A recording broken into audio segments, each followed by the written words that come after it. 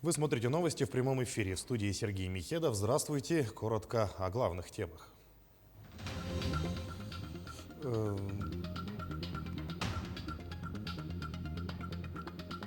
Ситуация с лесными пожарами никого не оставляет равнодушными. Самый северный африканец борется со стихией в Хангаласском районе. Проблемным остается и вопрос с заготовкой кормов. Сухая и жаркая погода стала причиной низкого травостоя. Выполнят ли план по заготовке в Нюрбинском районе? Большая победа якутского спорта. Глава Якутии вручил чемпионке мира по шашкам Матрёне Наговицыной премию в 500 тысяч рублей.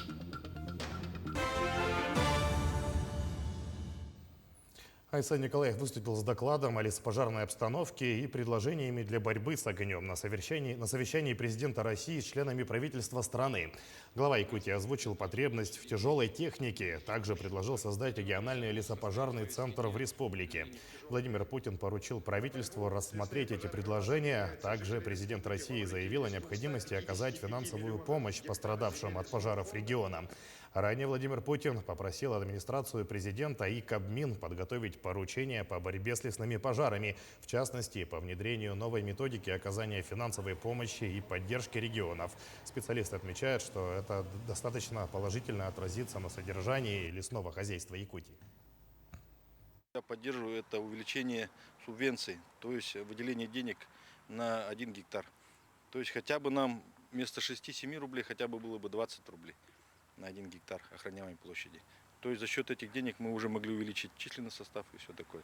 Основной посыл всего этого, я думаю, что наконец-то займутся лесным хозяйством.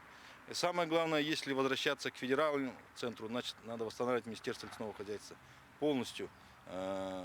Российское министерство лесного хозяйства, потому что 700 миллионов га и все разбито на отдельные территории, и кто работает, кто не работает.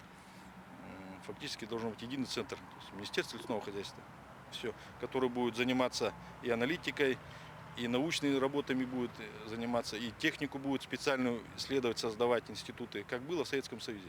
Это единственное решение. Других решений я не вижу.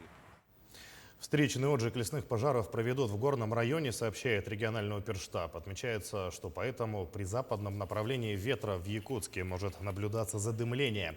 По последним данным, за минувшие сутки в регионе ликвидировали 9 лесных пожаров на общей площади 95 тысяч гектаров. На тушении заняты более 2100 человек и 288 технических средств. На особом контроле 5 природных пожаров в Эмиконском и Горном районах. Сейчас все говорят, что горит 1,5 миллиона. Ну, во-первых, не 1,5 миллиона. И это не горит, это площадь пройдена огнем. Если уж быть объективным, 1 400 000. 50% это вот те территории, про которых я сказал, до которых не добраться практически. Доберешься, не вернешься. Потушили пожар. Дается 5 суток на проведение верификации. Верификация – это обследование площади, пройденной огнем. В каждом пожаре внутри контура всегда остаются участки, не пройденные огнем. Как правило, если брать весенние пожары, я уже об этом говорил, значит, они, как правило, низовые, средней интенсивности. 5-7% гибнет леса. Самый северный африканец Марк Бабатунде тушит лесной пожар в качестве добровольца. Марк и еще 4 волонтера боролись с огнем в Мальжагарском, 5-м наследии Хангаласского улуса. Действующий там пожар тушат с 23 июня. Подробности в сюжете Виолетты Засимовой. В Мальжигарский 5-й наслег Марк Бабатунде и 4 сотрудников Хангаласской районной больницы выехали в понедельник. Их определили на тушение кромки лесного пожара со стороны села Кытылджура. По прибытии их обучили сотрудники авиалесоохраны из Алданского района. Показали, как нужно копать, управляться лопатами и ранцевыми опрыскивателями. Утром в 8:30 начинаю работать до вечера 5. Между вот это время у нас просто время обед, или когда вода закончили, они обратно поедем за воду, мы подождем, на лопата что-то тушит. Планировалось, что на пожаре добровольцы пробудут 3 дня, но Марк и остальные члены команды управились с назначенным им участком за 2 суток и сейчас уже вернулись домой. Очень сложно, конечно. Там дым, если здесь в Покровске вот так много дым, а там еще какой там дым большой, огонь большой. Первый раз мы видели лес горит вот так близко, горит. Всего на ликвидации огня в Мальжигарском пятом наслеге на сегодняшний день работают 101 человек, из них 49 из числа местного населения. Ежедневно наращиваются силы. Сегодня туда отправились 20 парашютистов и группа из 10 добровольцев. Также туда перебросили 2 трактора с плугом.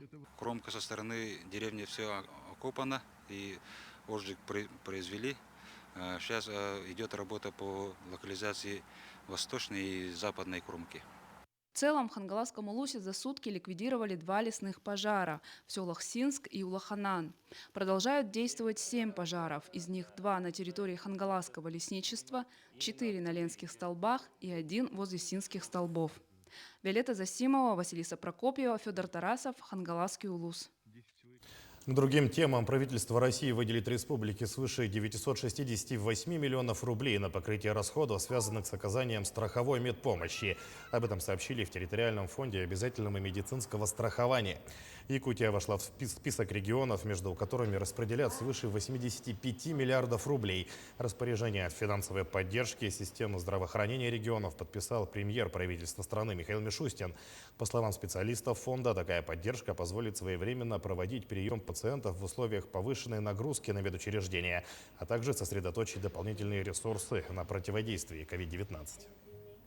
На самом деле вот это решение 968 миллионов, которое нас очень обрадовало, сумма является 4-м решением федерального центра.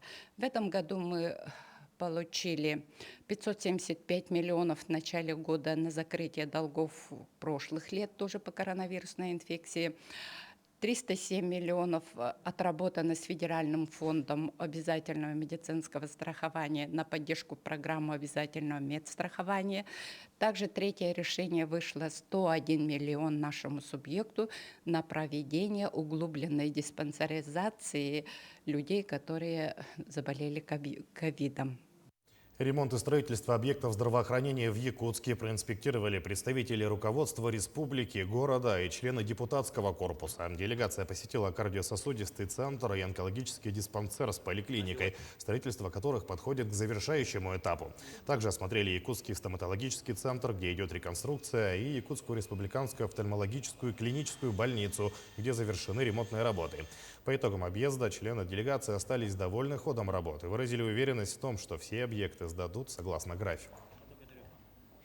В целом мы удовлетворены проделанной работой и проводящейся работой, потому что считаем, что те деньги, которые выделяются из государственного бюджета республики и в рамках национального проекта здоровья, федерального проекта, они осваиваются в Республике Саха-Якутия достаточно эффективно. Вы знаете, что и глава республики Арсений Сергеевич Николаев, и президент Российской Федерации первой целью ставят это улучшение качества жизни и, конечно же, продолжительность жизни населения. В Центральной избирательной комиссии сегодня зарегистрировали кандидатов в депутаты Госдумы. Регистрацию по Якутскому одномандатному избирательному округу прошли 4 кандидата. Это говорил Парахин от ЛДПР, Федот Тумусов, партия «Справедливая Россия», Анатолий Каджагасов от Гражданской платформы и коммунист Петр Амосов. Напомним, выборы в Госдуму состоятся 19 сентября этого года. В частности, в Якутии в 36 районах и городских округах откроют порядка 800 участковых комиссий, где около 6,5 тысяч человек подготовят безопасный и открытый процесс выборов. Проблемным вопросом в Якутии сейчас остается заготовка кормов. Накануне Нюрбинский район посетил зампред правительства Михаил Никифоров с рабочей группой. Начали с осмотра сенокосных угодий и пашин из-за жаркой и сухой погоды, лесных пожаров и наплыва саранчи. В этом году в Нюрбинском районе низкий травостой. Михаил Никифоров отметил необходимость организовать заготовку грубых кормов мобильными бригадами на отдаленных сенокосных угодьях и по возможности увеличить объем заготовки. Также он провел совещание с руководством района, где четко поставлены цели и задачи по заготовке грубых кормов.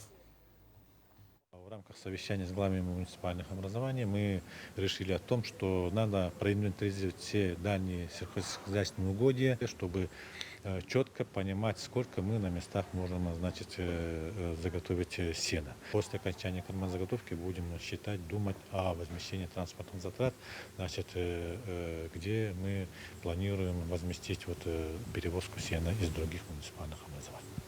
Мэр Якутска провел объезд по дворам города. На сегодняшний день определены 15 объектов, на которых пройдут работы по благоустройству.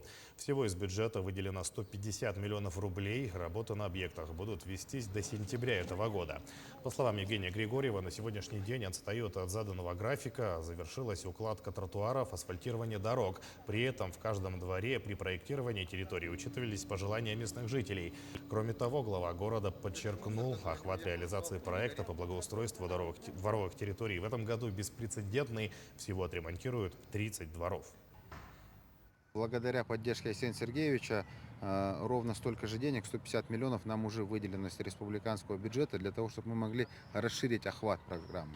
Очень большой запрос от жителей именно по дворовым территориям, поэтому вот решено было благодаря этой поддержке увеличить охват.